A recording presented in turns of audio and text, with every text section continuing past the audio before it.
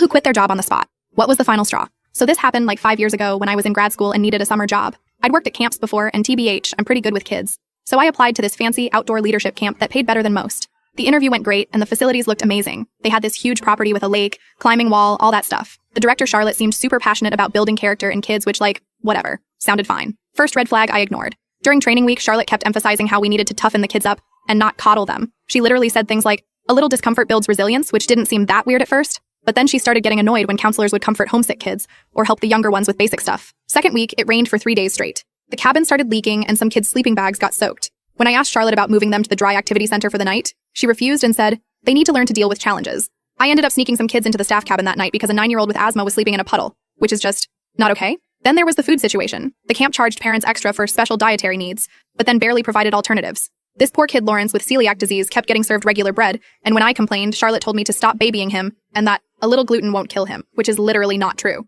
I started smuggling in safe food for him with my own money. The pay issues started next. We were supposed to get paid bi-weekly, but checks were always delayed. When they did come, hours were missing. Charlotte would get super defensive if anyone questioned it, saying we were ungrateful and not team players. She'd guilt trip us about how the camp was her baby, and she was sacrificing so much to keep it running. But the final straw came during a severe thunderstorm warning. We got the alert on our phones that there was potential for lightning, hail, and flash flooding. The proper protocol was to bring all kids to the main lodge immediately. I started gathering my group when Charlotte announced over the walkie that activities would continue as normal, because she didn't want to waste time on a probably nothing warning. I literally couldn't believe it. I radioed back that I was bringing my kids in anyway, and she flipped out, saying I was creating panic and undermining her authority. While we're arguing over the radio, the sky turns this scary greenish-black color and I can see lightning in the distance. So I just ignored her. I got my kids and started walking to the lodge. Other counselors saw and started doing the same. Charlotte comes storming across the field screaming about how we're all fired if we don't return to activities. Right then, lightning struck a tree maybe 200 yards away. Some of the kids started crying. I got to the lodge with my group and made sure they were settled. Charlotte followed us in and pulled me aside, literally shaking with anger. She started saying how this would come out of my paycheck, and I was poisoning the camp culture with my helicopter counselor attitude.